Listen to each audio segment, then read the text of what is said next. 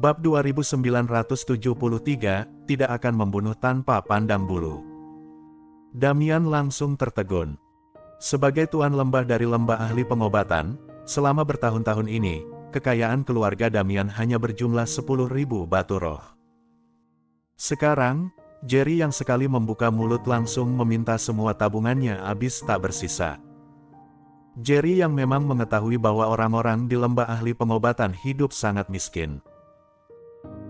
Keluarga biasa bahkan sulit mendapatkan sepotong batu roh, sementara Damian bertindak sewenang-wenang, bahkan terkadang melakukan pencurian dan perbuatan tercela lainnya, menekan dan memeras para petani obat dengan ancaman, serta mengandalkan berbagai cara kotor untuk mengumpulkan cukup banyak batu roh.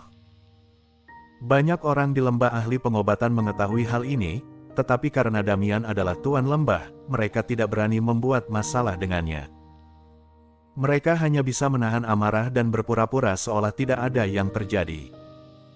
Karena itulah, saat ini Jerry yang langsung meminta 10.000 batu roh.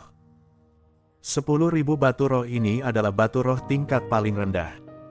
Di dunia atas seni bela diri, tak seorang pun akan menganggapnya berharga, tetapi di lembah ahli pengobatan, jumlah itu adalah angka yang sangat fantastis.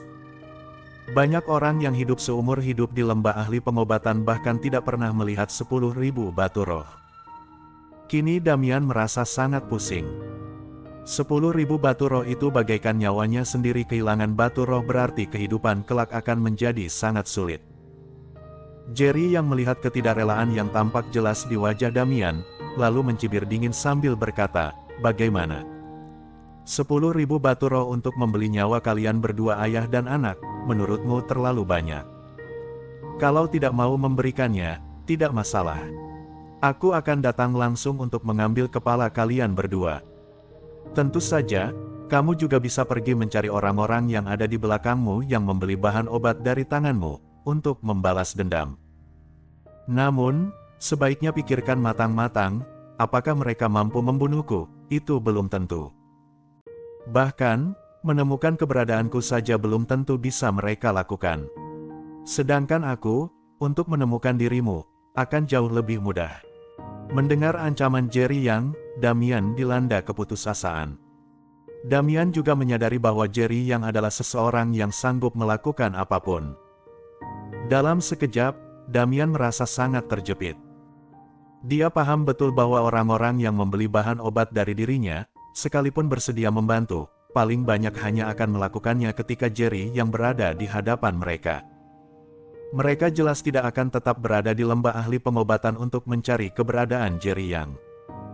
Sementara Jerry Yang, kapan saja dan di mana saja, dapat menemukan kediaman mereka. Bahkan, mereka tidak mungkin melarikan diri keluar dari lembah ahli pengobatan. Jerry yang menampilkan senyum dingin, tanpa tergesa-gesa memaksa Damian memberikan jawaban. "Pergilah dulu, pulang dan pikirkan baik-baik."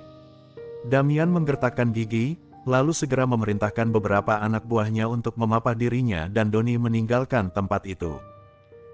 Setelah mereka pergi, Tuan Besar mendekati Jerry Yang dan bertanya, "Anak muda, sepertinya kamu datang dari luar lembah ahli pengobatan. Apa sebenarnya tujuanmu datang ke sini?" Mendengar hal itu, Jerry Yang langsung mengerutkan kening, wajahnya menunjukkan ketidaksenangan. Bagaimanapun juga, alasan dia tetap berada di tempat ini tanpa pergi adalah untuk sementara menyembunyikan identitasnya. Pada saat seperti ini, tentu mustahil baginya untuk begitu saja memberitahukan hal itu kepada orang lain. Kini, setelah keberadaannya diketahui, Jerry yang jelas merasa tidak senang sebab, begitu ada yang mengetahui, pihak dari dunia atas seni bela diri pasti akan segera menemukan jejaknya. Apalagi, saat ini kekuatan bela dirinya belum pulih, hal tersebut jelas menjadi ancaman terhadap keselamatannya. Melihat ketidaksenangan Jerry Yang, Tuan Besar pun sadar dirinya telah lancang lalu segera berkata, "Aku tidak bermaksud apapun. Aku hanya berharap kamu tidak melukai rakyat lembah ahli pengobatan. Tentu saja, untuk orang jahat seperti Damian, memberikan pelajaran kepada mereka adalah hal yang sepantasnya." Dari obrolan orang-orang sebelumnya, Jerry yang sudah dapat menebak identitas Tuan Besar. Dia pun memahami maksud ucapan itu, lalu berkata, tenang saja, aku tidak akan membunuh tanpa pandang bulu. Jika memang berniat demikian, aku sudah melakukannya sejak awal. Kedatanganku hanyalah secara kebetulan sampai di lembah ahli pengobatan. Tidak lama lagi aku akan pergi. Bab 2974, Mari berlutut. Tuan Besar juga melihat bahwa Jerry yang memang tidak melakukan pembantaian besar-besaran.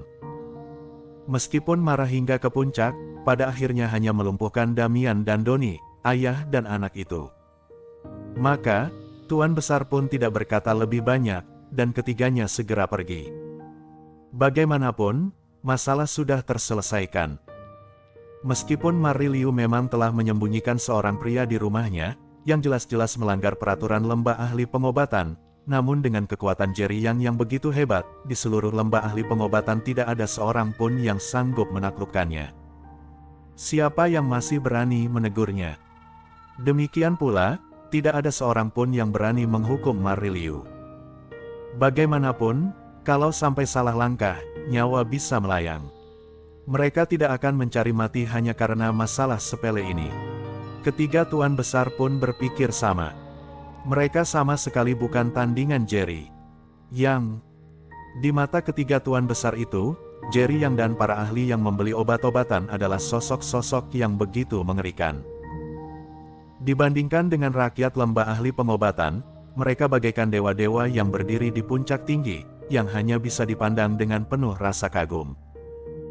Kini, di dalam lembah ahli pengobatan, mereka pun sudah kehilangan wibawa. Bagaimana mungkin mereka berani meminta pertanggungjawaban kepada Jerry Yang dan Mariliu. Jerry Yang juga tidak mempersulit mereka, karena dia telah mendengar bahwa selama bertahun-tahun ini, ketiga Tuan Besar tersebut sudah berusaha keras melindunginya.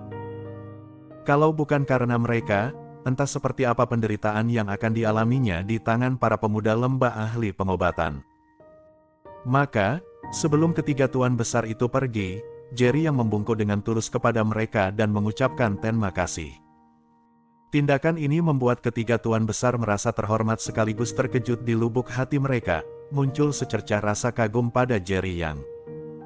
Lagi pula, itu bukanlah sesuatu yang bisa dimiliki oleh anak muda biasa. Seorang pemuda bisa memiliki kultivasi yang mengerikan seperti itu tanpa sedikit pun rasa bangga. Masih menatap mereka untuk apa? Cepat ikut kami pulang. Apa kamu masih merasa belum cukup membuat susah aku dan ayahmu? Pada saat itu, Ibu Adam yang berada di samping pun mengeluarkan suara teguran kepada anaknya. Ternyata, keluarga Adam juga masih berdiri di samping dan belum pergi. Adam yang melihat wajah Mariliu memerah akibat tamparan merasa sangat iba. Awalnya berniat untuk tinggal dan merawat Mariliu, namun dia langsung ditarik pergi oleh ibunya. Sebenarnya, keluarga Adam juga bisa seperti para petani obat lainnya, menyaksikan keributan, lalu pergi dengan selamat tanpa terluka sedikitpun. Namun, justru karena Adam, keluarga mereka hampir dibunuh oleh Damian, Donnie, ayah dan anak itu. Hal ini membuat ibunya Adam penuh amarah. Saat ini tampak dengan jelas raut wajah kesal yang bagaikan membenci besi yang tak bisa menjadi baja. Ayah Adam hanya bisa menghela napas panjang, merasa sangat tak berdaya terhadap putranya itu. Ayo, kita pulang. Mariliu saat ini merasa sangat bersalah. Dalam pandangannya, keluarga Adam dipukuli hingga babak belur seperti ini semua karena dirinya. Dia pun berdiri di hadapan keluarga bertiga itu dengan penuh ketulusan meminta maaf, sambil menarik Tai Liu mendekat. Wajah Ibu Adam dipenuhi amarah. Bagaimanapun, karena terseret oleh Mariliu, dia sendiri juga menerima beberapa tamparan keras hingga hampir pingsan. Amarahnya belum reda sama sekali. Dia pun menatap Mariliu dengan nada tidak senang dan berkata, "Sekarang bilang maaf, apa gunanya? Kamu sudahlah, aku tidak mau berkata lebih banyak mulai sekarang, sebaiknya kamu menjauh dari Adam. Aku hanya punya satu anak laki-laki, dan aku tidak ingin dia mengalami masalah karena dirimu. Anggap saja aku memohon padamu, aku bahkan akan berlutut kepadamu, asalkan setelah ini kamu tidak lagi menemui Adam." Ibu Adam yang kehilangan kendali emosi itu sambil berbicara langsung hendak berlutut di hadapan Mariliu. Hal itu membuat hati Mariliu terasa sangat pilu. Sambil menangis terseduh-seduh, Mariliu segera menahan ibu Adam. Adam pun langsung membantu menahan ibunya, sedangkan Mariliu pada saat itu justru berlutut di hadapan kedua orang tua Adam. "Paman, Bibi, aku, Mariliu, benar-benar bersalah kepada kalian. Maaf, maaf. Selama ini, kalian sudah banyak membantuku, namun aku malah menyeret kalian hingga terluka. Aku ini bukan manusia.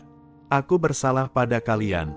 Bab 2975, jauhi dia. Mariliu saat ini benar-benar mengucapkan kata-kata dari lubuk hati, dirinya sungguh merasa bersalah kepada keluarga Adam. Selama ini, keluarga Adam selalu begitu memperhatikannya, namun hari ini mereka hampir saja terbunuh karena terseret masalahnya, membuat dadanya terasa sesak hingga sulit bernapas. Ibu Adam pun menangis terseduh-seduh. Sebenarnya dia tidak berniat melukai Mariliu dengan kata-kata, tetapi mengingat keluarganya hampir kehilangan nyawa, dia benar-benar tidak bisa menelan rasa kesal itu. Ayah Adam, pada saat Mariliu berlutut, segera meraih dan mengangkatnya berdiri. "Nak, apa yang sedang kamu lakukan ini? Jangan sekali-kali. Lututmu menyentuh tanah untuk kami sama saja memendekkan usia kami. Cepat berdiri, paman tidak menyalahkanmu." Kemudian, ayah Adam segera membentak istrinya dengan nada marah, "Cukup. Berhenti menangis. Bukankah kita masih hidup? Mengapa harus membuat anak ini semakin merasa bersalah? Mari adalah anak yang kita lihat tumbuh dewasa, kamu sendiri tahu bagaimana sifatnya." Yang memancing kemarahan keluarga Damian itu adalah Adam sendiri. Lagi pula, anak kita tidak melakukan kesalahan apapun. Sebagai seorang lelaki, dia melindungi gadis yang dia sukai, apa salahnya? Apa kamu ingin dia menjadi pengecut yang berpangku tangan saat melihat orang dalam bahaya? Kalau kamu terus menangis di sini, besok aku akan menceraikanmu. Akhirnya, di bawah desakan sang ayah, ibu Adam tidak berani lagi menangis atau ribut. Dia hanya bisa berdiri dan mengusap air matanya. Saat itu, Jerry yang pun melangkah mendekati Mariliu dan berdiri di hadapan keluarga Adam, lalu membungkuk 90 derajat. "Maafkan aku, akulah yang menyeret kalian ke dalam masalah ini. Akulah yang bersembunyi di rumah Mari. Masalah ini sama sekali bukan kesalahan Mari, apalagi Adam. Aku yang bersalah, dan aku berharap kalian bisa menerima permintaan maafku.